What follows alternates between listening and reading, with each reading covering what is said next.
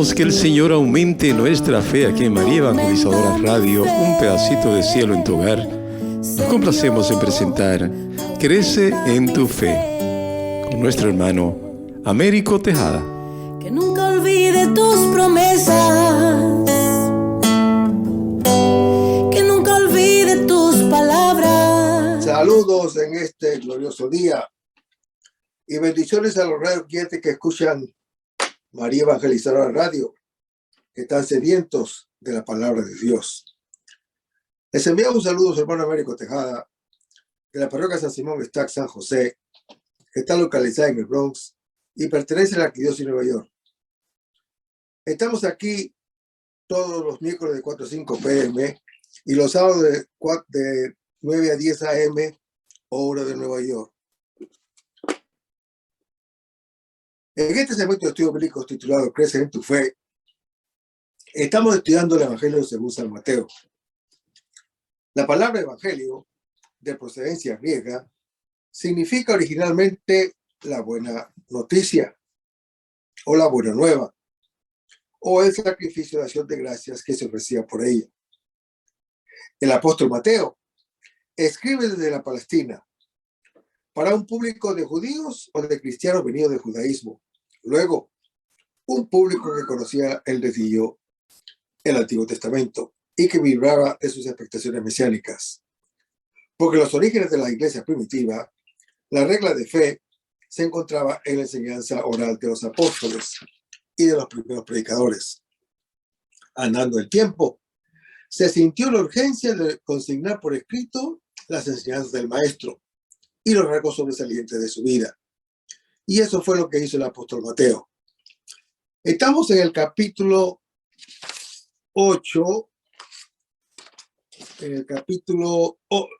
del Evangelio según San Mateo, pero antes vamos a comenzar con una oración y la hacemos en el nombre del Padre, del Hijo y del Espíritu Santo. Señor, que todo lo que hagamos este día inicie con tu bendición y termine con tu ayuda. Que todo lo que digamos este día sea motivado por tu amor e inspirado por tu gracia. Que nuestras obras de este día reciban tu inspiración y perduren en tu paz. Toda esta cosa Padre Celestial te la pedimos en el luz y poderoso nombre de tu Hijo Jesús, que vive en el unión del Espíritu Santo, que es Dios, por los siglos de los siglos. Amén. Los créditos de estudios bíblicos son dados al Padre Félix Trux, al Padre Silvano Fausti, a la Biblia de Jerusalén y a la hermana Evelyn Morán y su ministerio de música. A los hermanos que viven en el Bronx, para invitarlos a nuestro círculo de oración de la parroquia San Simón Estac San José, que está localizada en el 2191 Valentine Avenue, esquina calle 182, comenzando con la misa a las 7:30 p.m. todos los viernes por la noche. Decíamos que estábamos en el capítulo 8 del Evangelio según San Mateo, en el versículo 21, donde se lee, donde estábamos diciendo que así como es necesario estar libre de la madre para nacer a la vida biológica, así también es necesario estar libres del padre para nacer a la vida adulta. Toda cosa y relación, todo placer y deber que se coloca como absoluto antes que Dios, nos quita la libertad. Solo el amor del Señor o al Señor sobre todas las cosas nos hace libres frente al resto. Solo el absoluto nos absuelve, nos libera de todo porque todo lo relativiza. Por consiguiente, hermano que me escuchas, el discípulo sale de la madre, que se podría decir que es como una guarida, un nido, y del padre, que se puede decir también es relación o realización, para nacer como creyente, libre, hijo de Dios. En el versículo 22 leemos que Jesús le dijo: sígueme.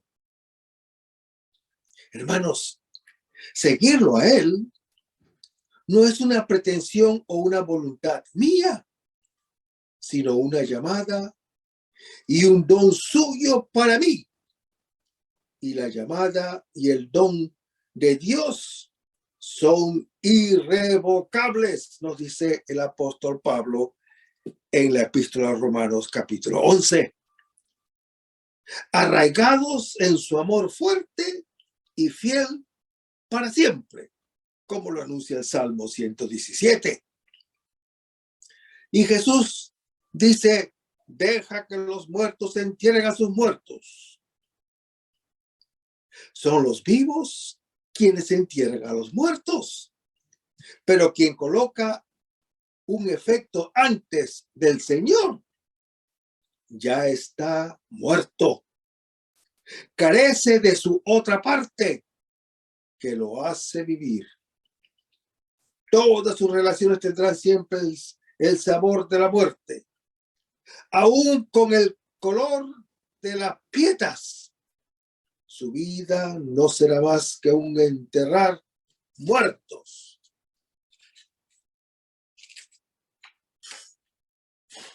Ahora vayamos al capítulo 8 de Mateo, versículos 23 al 27, donde leemos: Jesús subió a la barca y lo siguieron sus discípulos.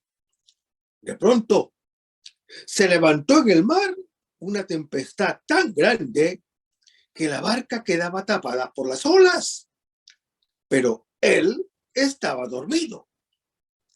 Acercándose, ellos lo despertaron, diciendo: Señor, sálvanos, que perecemos. Jesús les dijo: ¿por qué tenéis miedo, hombres de poca fe? Entonces se levantó, increpó a los vientos y al mar, y sobrevino una gran bonanza.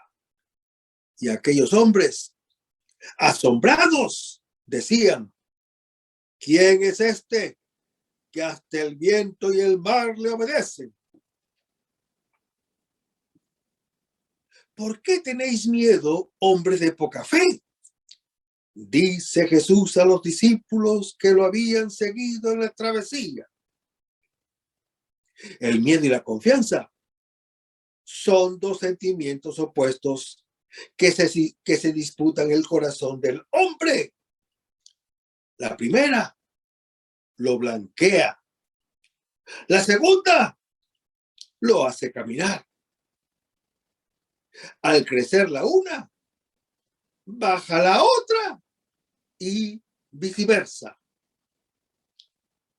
Hermanos, a nosotros nos corresponde favorecer la confianza y controlar el miedo.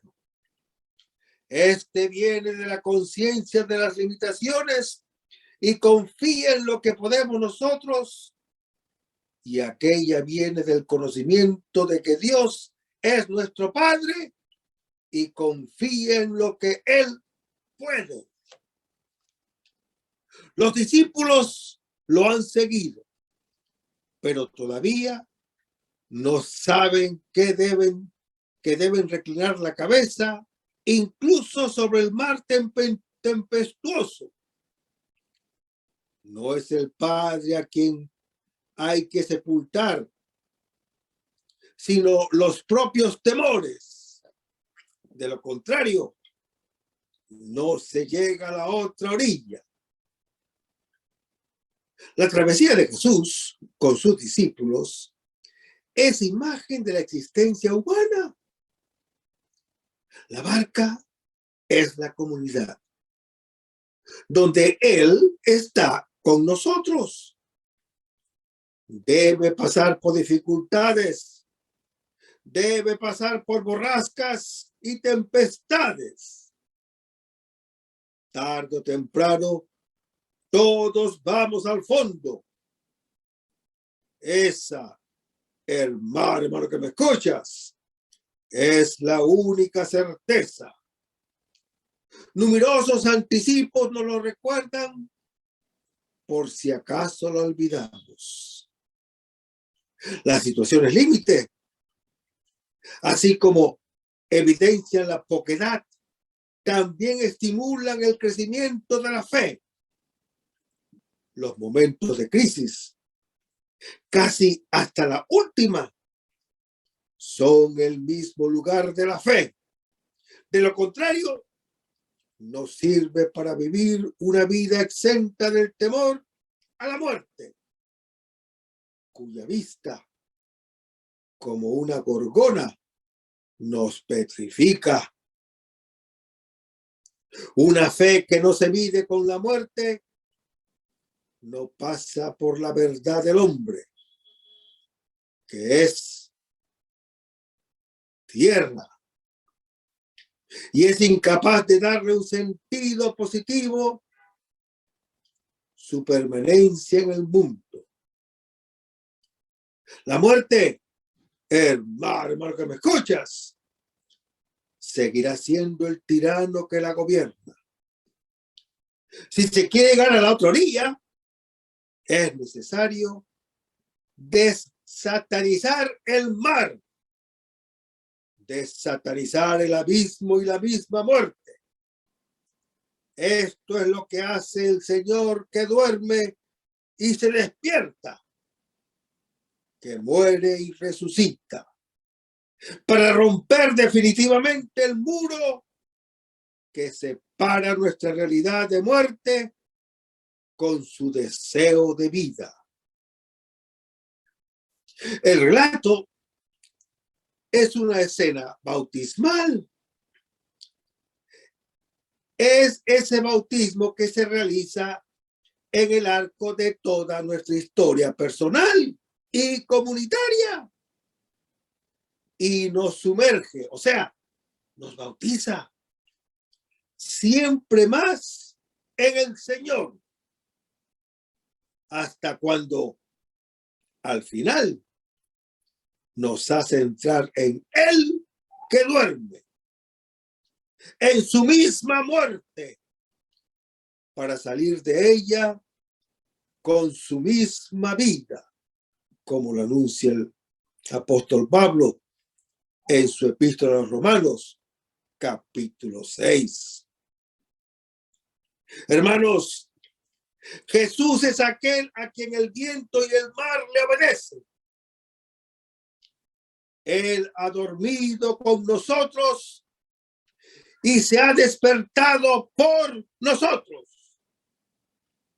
Su sueño es la confianza de quien reclina su cabeza en el seno del Padre.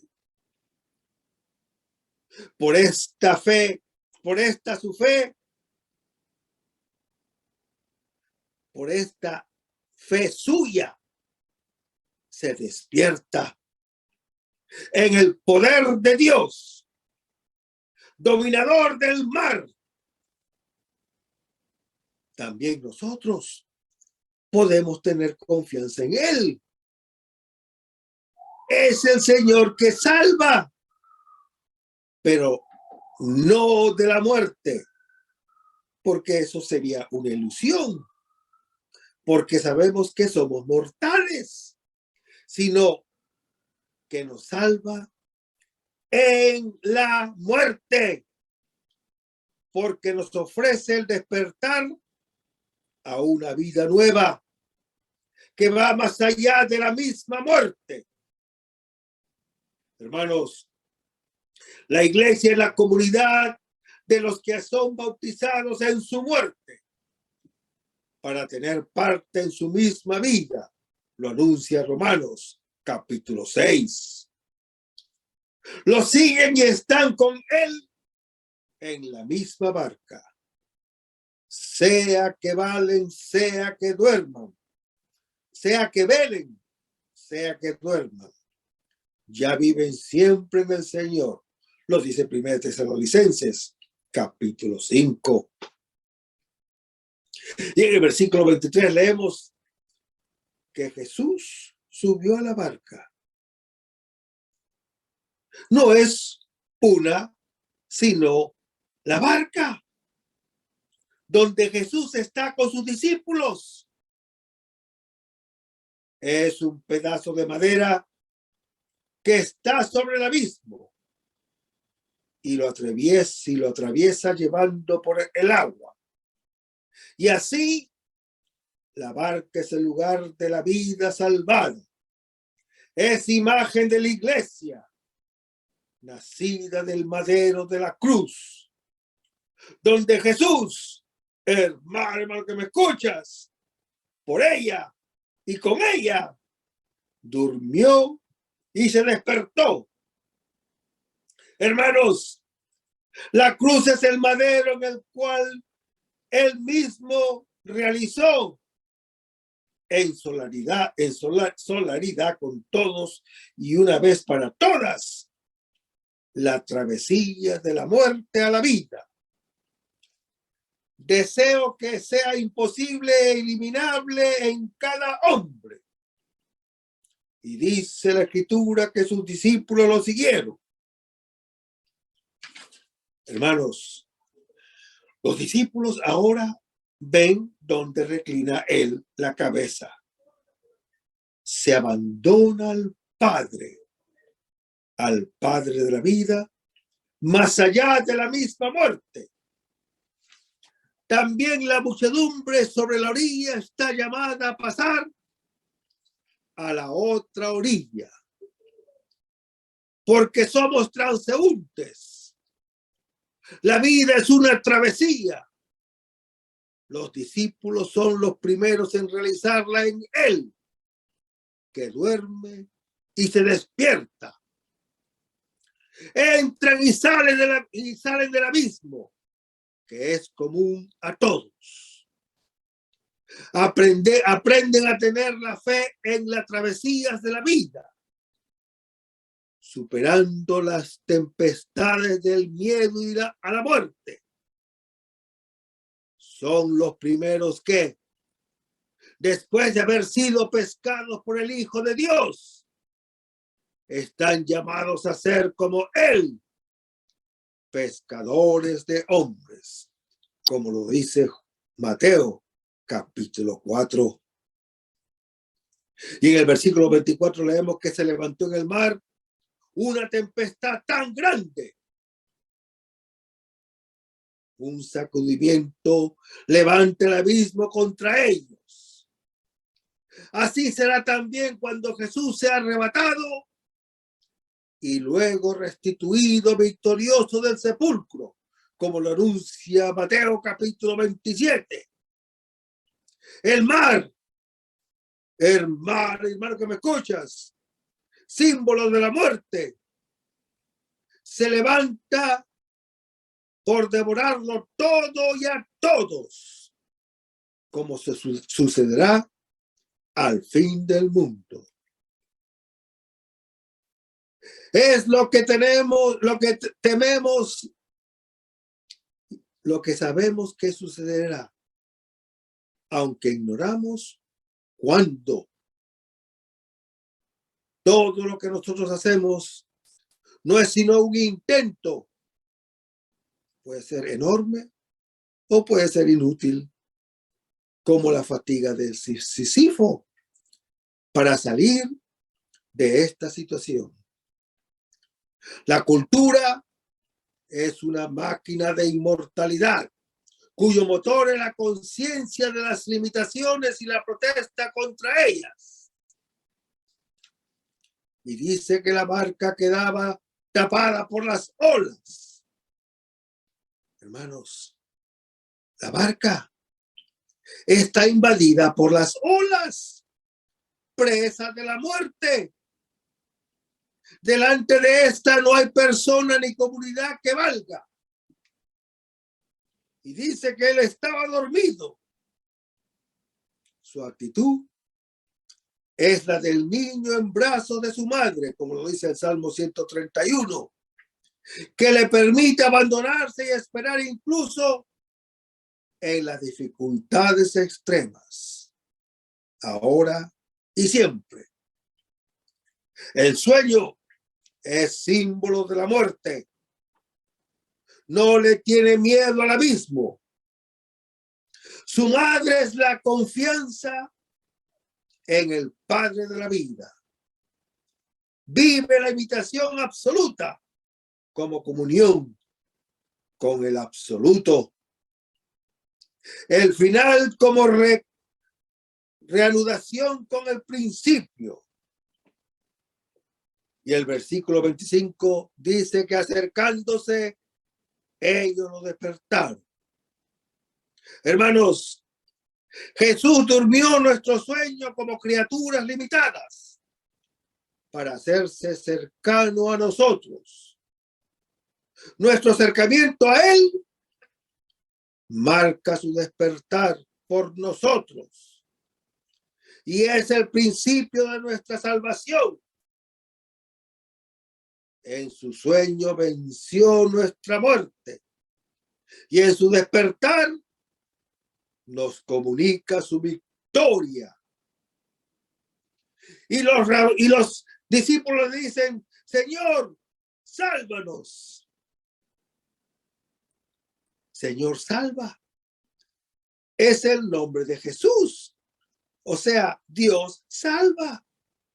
En el cual el ángel le ordenó a José que llamara al Dios con nosotros. En Mateo capítulo 1. Nuestro acercamiento a Él significa invocarlo como Señor. Y todo el que invoque el nombre del Señor será salvo. Nos dice Hechos capítulo 2.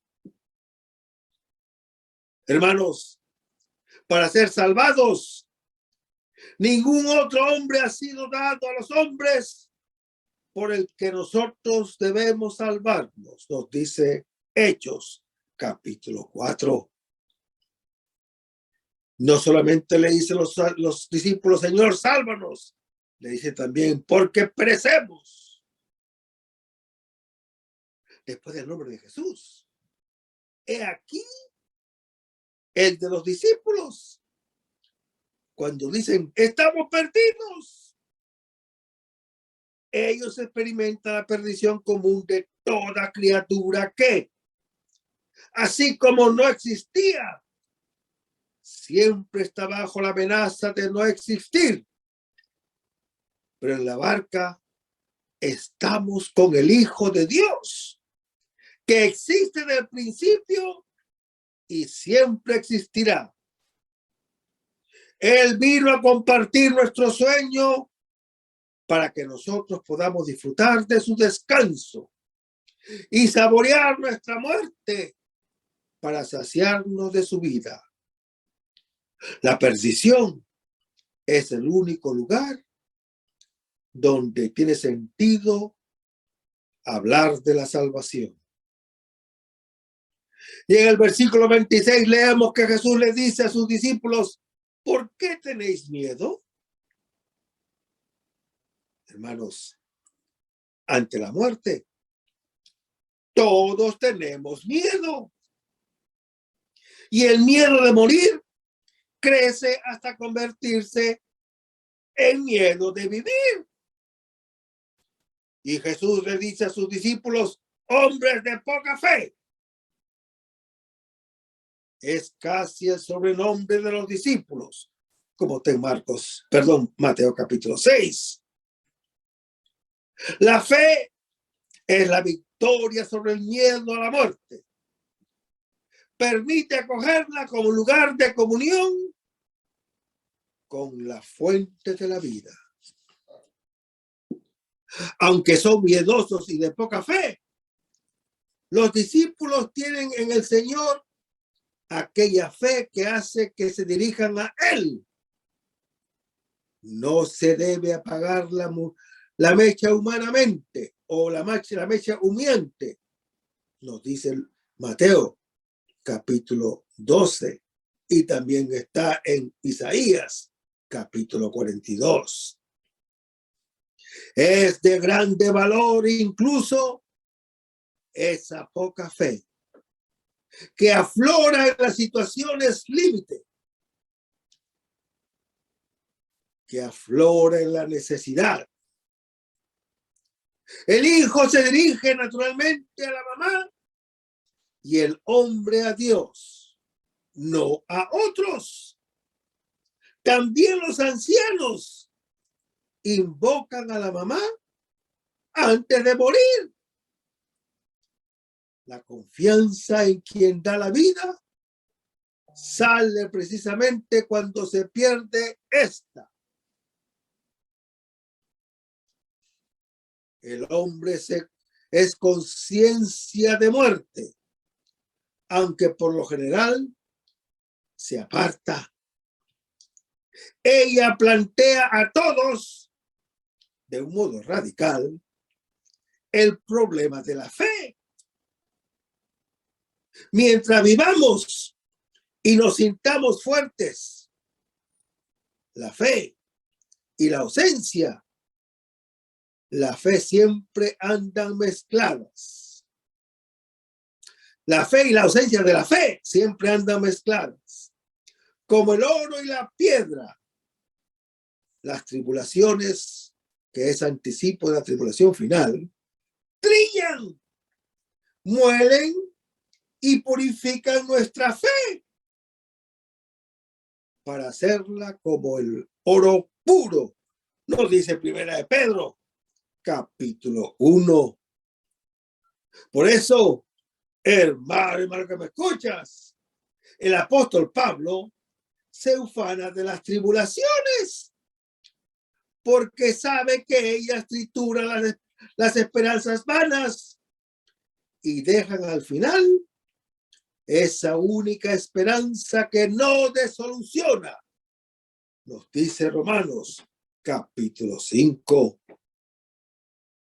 Una fe que descuida la realidad de la muerte no sirve para vivir ni para morir. No tendría nada que decir acerca de la existencia humana, condenada a ser para la muerte. Y dice que entonces se levantó. Según el texto, parece que haya hablado antes de despertarse.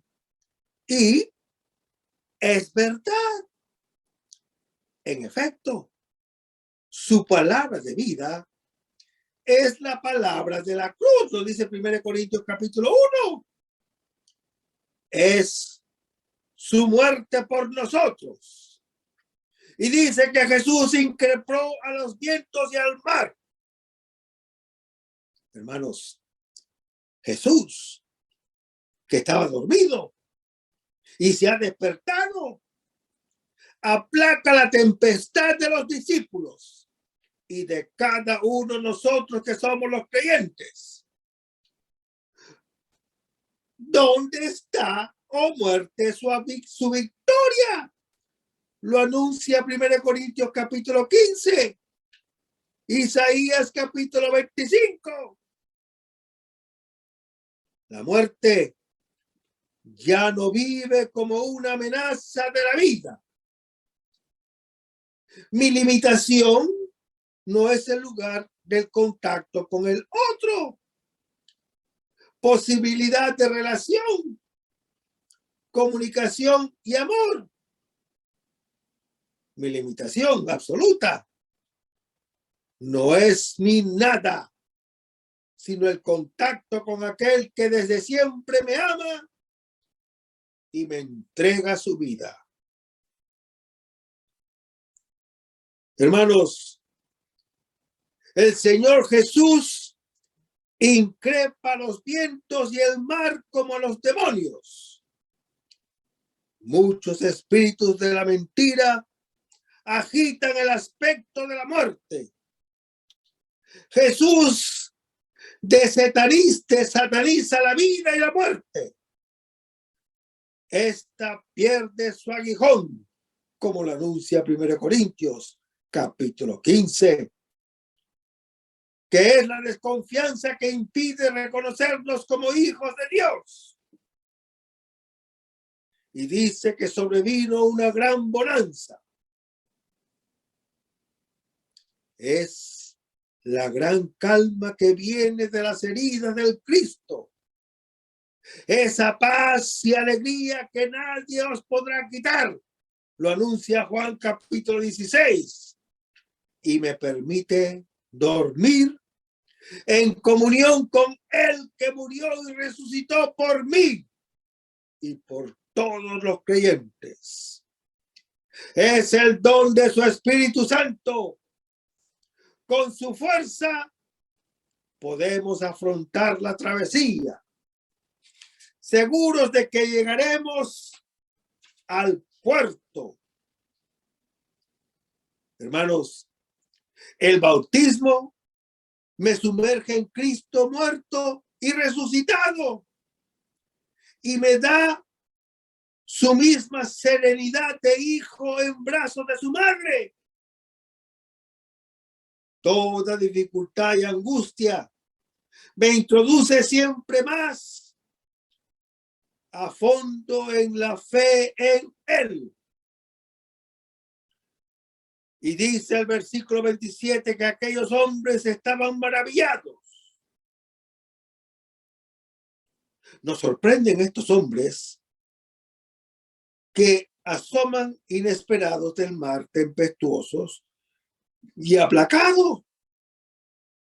No solo los discípulos, sino también los otros quedan asombrados. Para todos y para siempre, el mar se ha aplacado. La cabeza del Hijo del Hombre, que es el Hijo de Dios, ha venido a la luz. El resto del cuerpo está naciendo a través del trabajo de la historia. El sufrimiento actual ya no está bajo la maldición de la muerte, sino bajo el signo de la nueva creación que está naciendo. Los gemidos del tiempo presente son los dolores del parto, nos dice Romanos, capítulo 8. Nuestro último día será el dies natalis, el nacer a nuestra verdad como hijos de Dios. Nacimos para nacer. Y los discípulos decían, ¿quién es este? Hermanos, no viene de ninguna parte conocida para nosotros. Viene de lo desconocido, del sueño. Emerge incluso de la muerte como Señor de la vida. Primogénito de los que resucitan de entre los muertos. El primero de una multitud de hermanos creyentes, como en Colosenses, capítulo 1, Romanos, capítulo 8. Él sabe de dónde viene y a dónde va. Es el Hijo que viene del Padre y va hacia el creyente. El que tiene poder sobre los vientos y sobre el mar, sobre la vida y sobre la muerte. Está con nosotros en nuestra misma barca y duerme para darnos también a nosotros los creyentes la confianza del despertar. Hermanos, su cercanía es segura. Acercarse a Él es despertar nuestra fe y sentir su paz. Esta es la actitud del Hijo del Hombre que realiza la travesía cuando ya no está dominado por el miedo a la muerte. Vayamos a Mateo capítulo 8, versículo 28 al 34, donde leemos: al llegar a la otra orilla, a la región de los Gadaneros, vinieron a su encuentro 2 endemoniados que salían de los sepulcros, tan furiosos que nadie era capaz de pasar por aquel camino.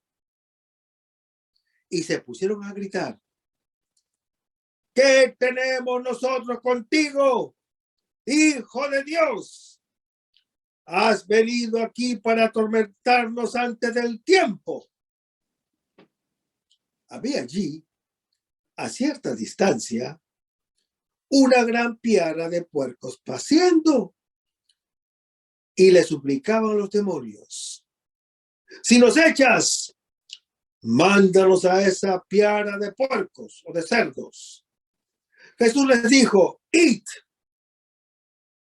Saliendo de ellos, se fueron a los puercos, y al instante toda la piara se lanzó al lago por un precipicio y se ahogaron. Los porqueros huyeron y al llegar al pueblo contaron todo, también el de los endemoniados. Toda la ciudad salió al encuentro de Jesús y al verlo le rogaron que se retirase del territorio. Y dice Jesús a los demonios que entran en los cerdos y van a parar al abismo.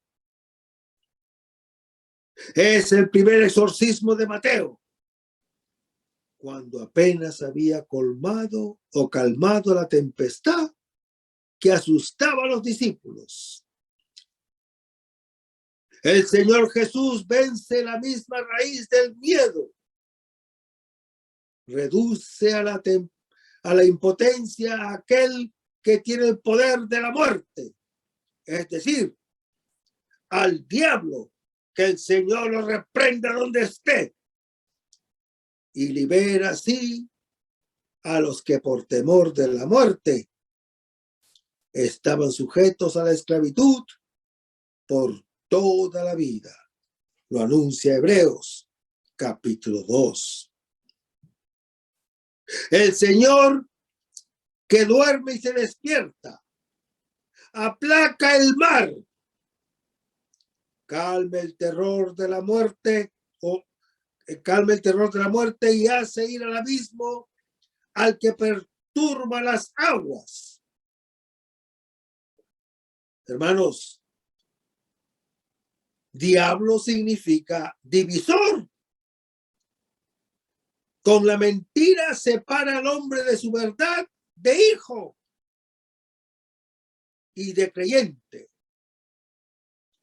Los endemoniados están poseídos. No son dueños de sí mismos.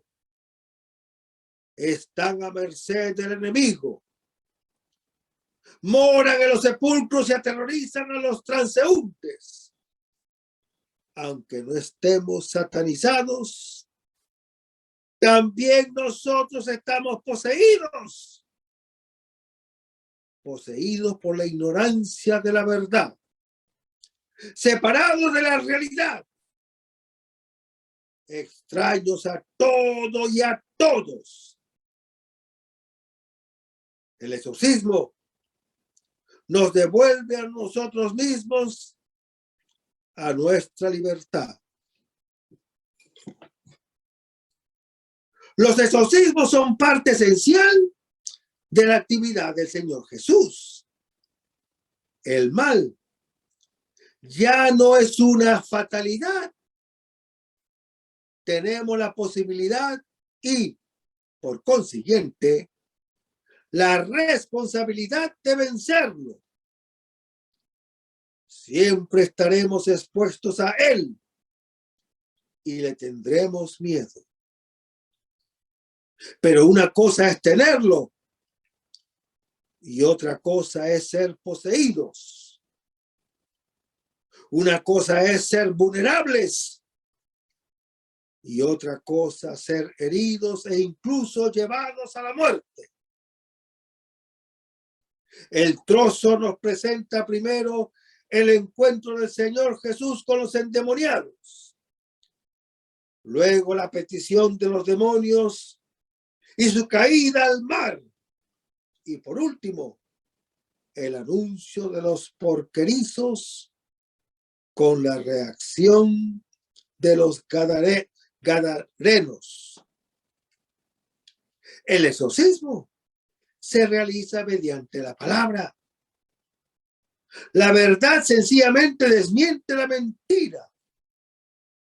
Si la incredulidad nos hace hijos del Padre de la mentira, que es homicida desde el principio, como dice Juan capítulo 8, por su envidia entró la muerte en el mundo. Lo anuncia Sabiduría capítulo 2. La fe en la palabra, hermano que me escuchas, nos hace ser hijos del Padre de la vida. En la medida en que tengamos fe, no somos esclavos del miedo. Nuestra poca fe, de todos modos, es acechada por la incredulidad.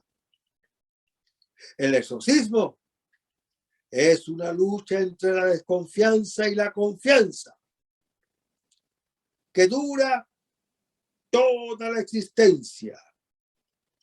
Se concluirá al final, cuando necesariamente nos entreguemos al Padre de la vida.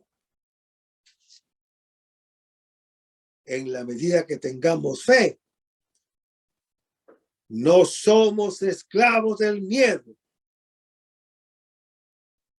Jesús, en su dormir y despertarse, es la palabra que vence la mentira, la luz que ahuyenta las tinieblas, la confianza en el Padre que quita el miedo de la muerte y nos ofrece una existencia libre, una existencia filial y una existencia fraterna. La iglesia, hermano que me escuchas, continúa la misma lucha.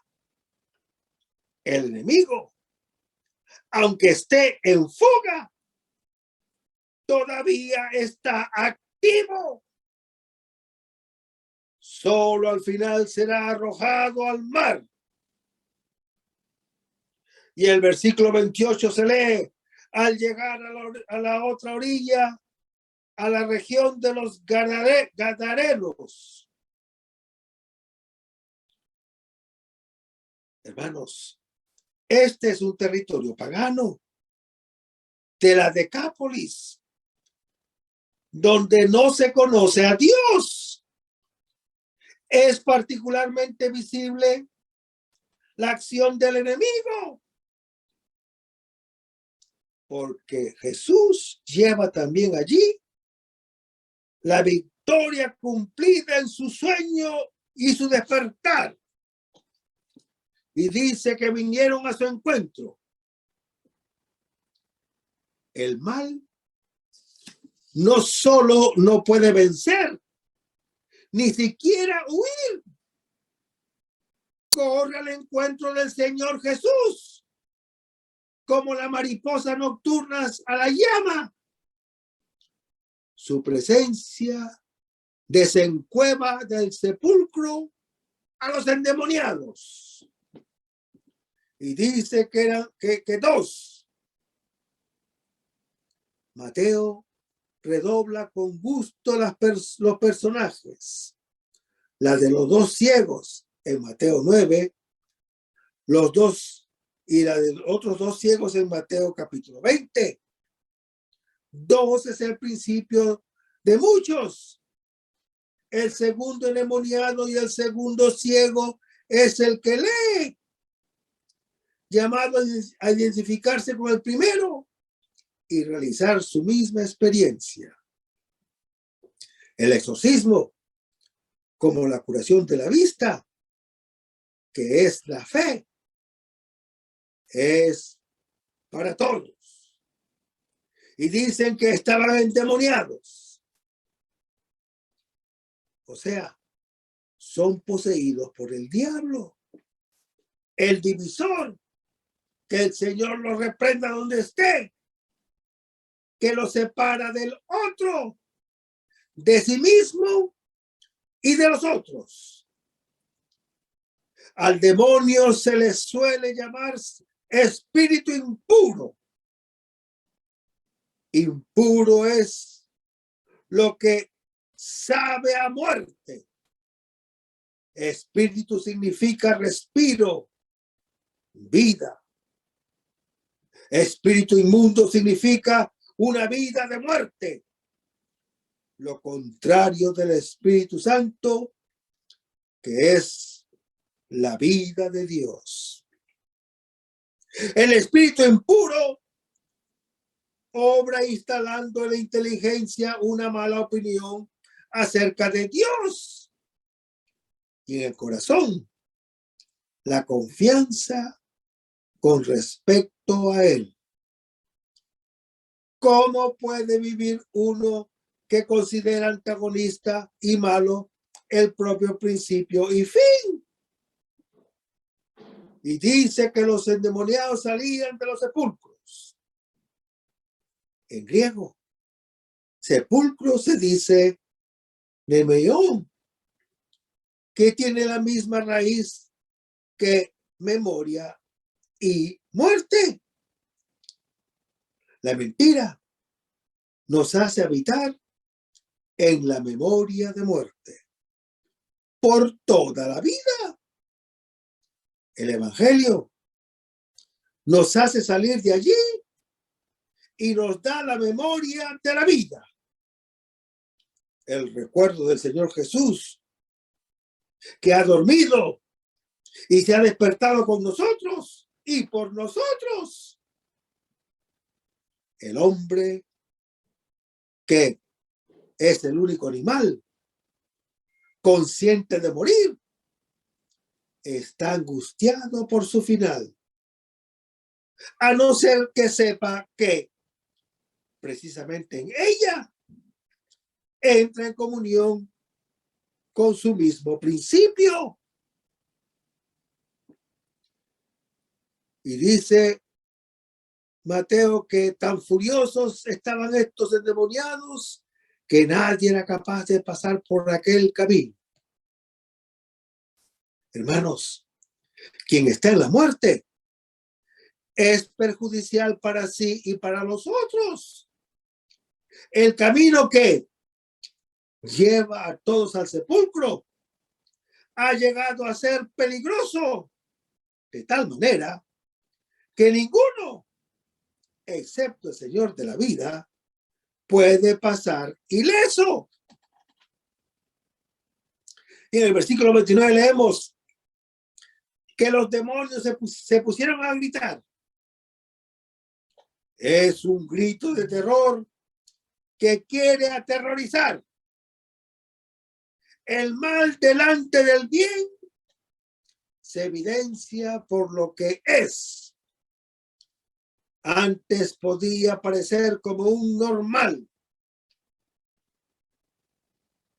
Y los demonios decían, ¿qué tenemos nosotros contigo, Hijo de Dios? Hermanos, no hay nada en común entre la mentira y la verdad. Donde está la una, la otra desaparece. La primera reacción delante de la palabra es la de sentirse extraño, como la del ojo que se abre al sol. Es una tortura.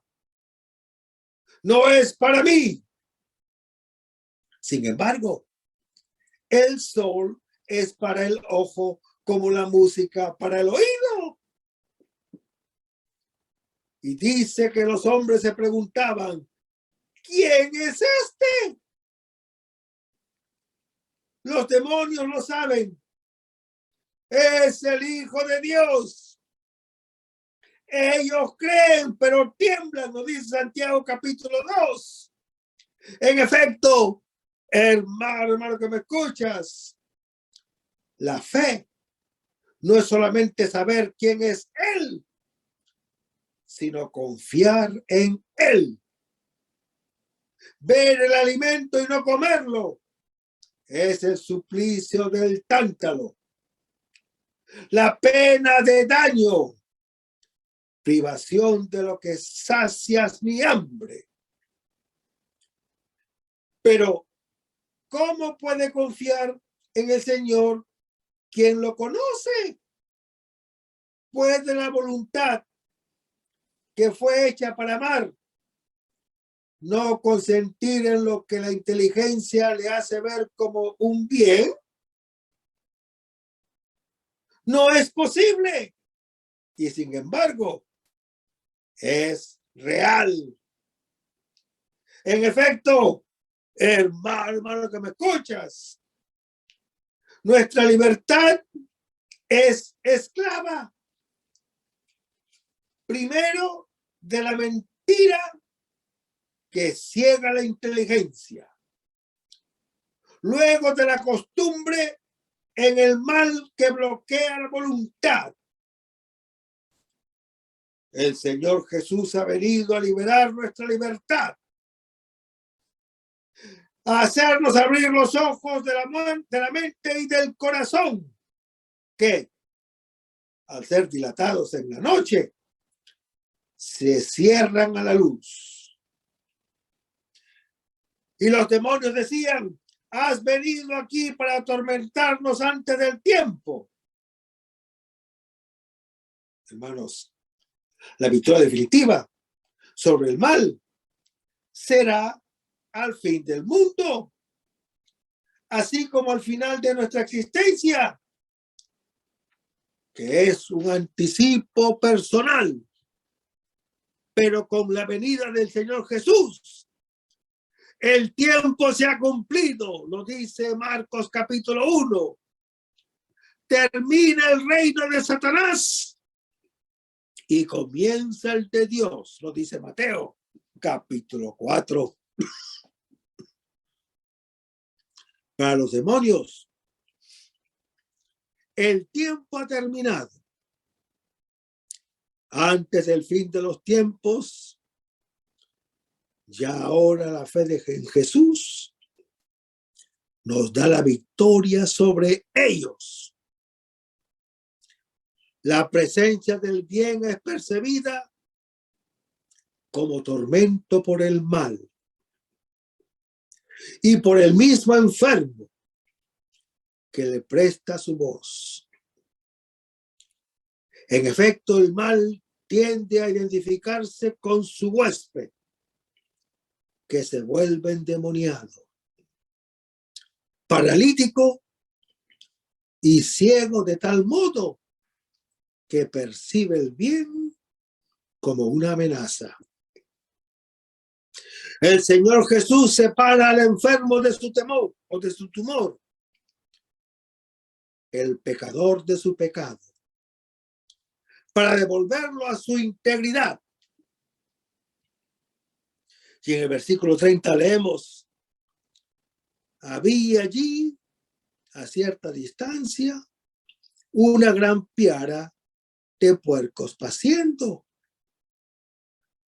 Hermanos, los cerdos, para los hebreos, son animales inmundos. Una morada más oportuna para el espíritu impuro que el hombre que está hecho para el espíritu de Dios.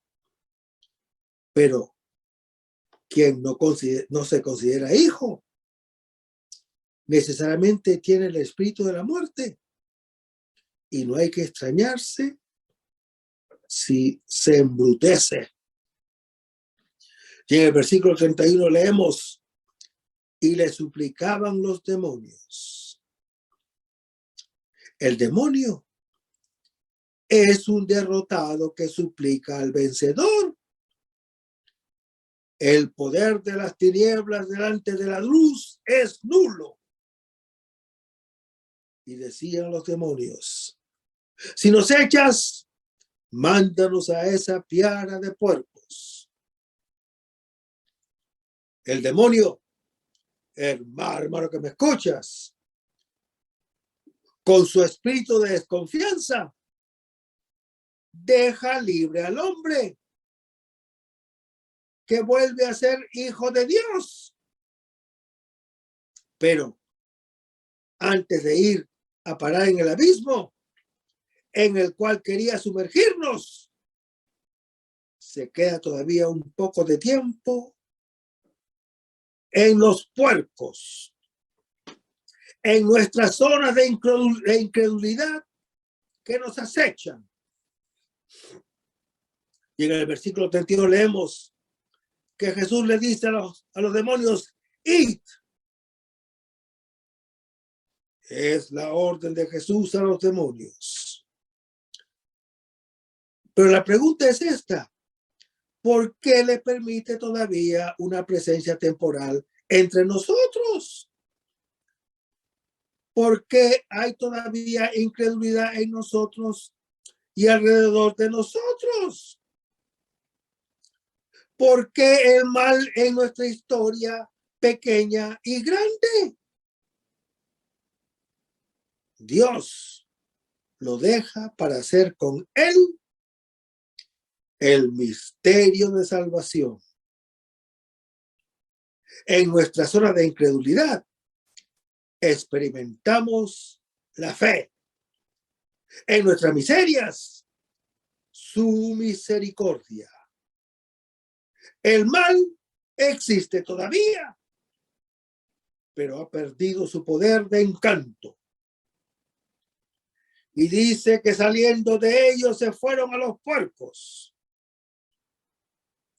Hermanos, las olas con las cuales los demonios querían atrapar a los discípulos se los tragan a ellos mismos.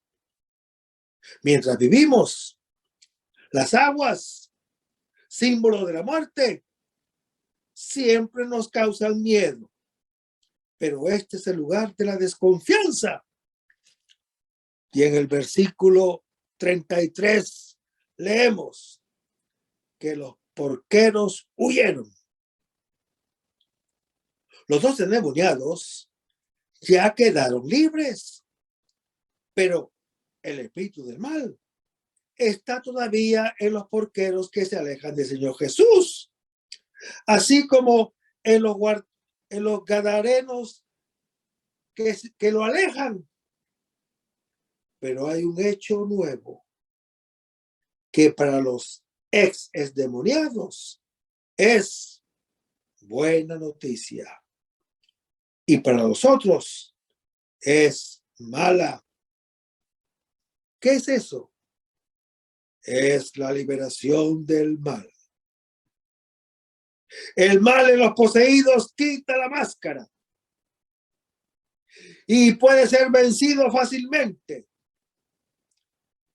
En nosotros se presenta bajo la apariencia de bien, camuflado por intereses, camuflado por ventajas, camuflados de placer. Pero todo esto, hermano que me escuchas, al final hace habitar entre los sepulcros. El mal,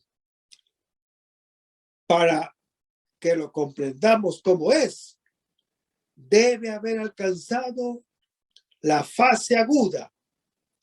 Sale al descubierto y es vencido con seguridad en la muerte. Por eso, las situaciones límites, como la de los discípulos en la barca y la de los endemoniados en los sepulcros, son las más propias. En lo cotidiano nos conformamos incluso con nuestros puercos cómodos, que revelan su aspecto demoníaco solo en su manifestación extrema, que llevan al egoísmo y mantienen a las víctimas sepultadas en él. Y en el versículo 34 leemos: toda la ciudad salió al encuentro de Jesús. Obran exactamente como los endemoniados. Y dice que le rogaron que se retiraran de su territorio. Los demonios, hermano que me escuchas, le habían rogado que no los alejara de sus parajes. Los gadarenos le ruegan que se aleje de sus linderos delante de Dios. El mal no tiene ninguna libertad. En cambio, el hombre puede incluso rehusar la liberación.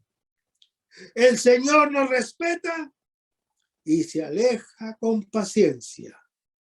Espera que los porqueros y toda la ciudad lleguen al extremo, como los discípulos en la barca o los dos endemoniados en los sepulcros, para que acepten su don. Y el resto, hermano que me escuchas, lo vamos a ver en el próximo segmento. Manténganse en sintonía. Vamos a despedirnos con oración y lo hacemos en el nombre del Padre, del Hijo y del Espíritu Santo. Señor Jesús, ayúdanos a conservar el fervor espiritual, la dulce y confortable alegría de evangelizar, incluso cuando hay que sembrar entre lágrimas, como Juan el Bautista, como lo hicieron los apóstoles Pedro y Pablo y los otros apóstoles, y también esa gran multitud de evangelizadores que se han sucedido a lo largo de la historia de la Iglesia Católica, con un ímpetu interior que nada ni nadie sea capaz de extinguir. Señor Jesús, que sea esta la mayor alegría de nuestras vidas entregadas al Evangelio. Y ojalá que el mundo actual pueda así recibir la buena nueva de tu Evangelio, porque tenemos la tarea de anunciar el reino de Dios y de implantar tu iglesia en este mundo que todavía no te conoce. Todas estas cosas, Padre Celestial, te las pedimos en el poderoso y dulce nombre de tu Hijo Jesús, que vive y reina en unión del Espíritu Santo, quien es Dios, por los siglos de los siglos. Amén. Hasta el próximo segmento. Que el Señor nos bendiga.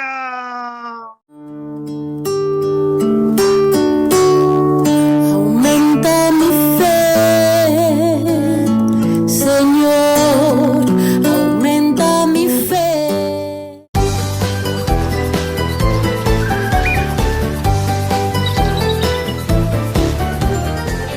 María Evangelizadora Radio. Un pedacito de cielo en tu hogar. Evangelizando para el mundo. 100% católica. Sí, yo estoy aprendiendo.